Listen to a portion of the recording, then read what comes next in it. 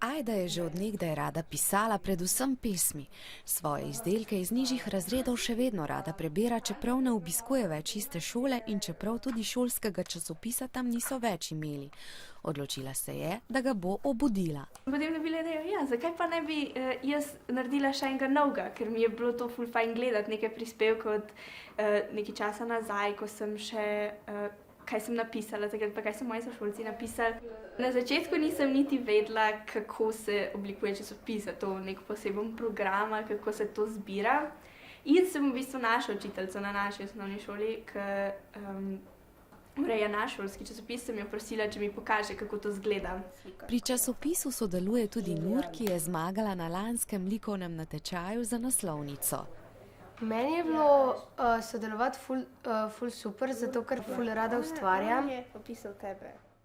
Časopis je letos v nastajanju, zbiram prispevke, zbrala sem jih 6 do zdaj. Ajda vsak dan spremlja dogajanje doma in po svetu.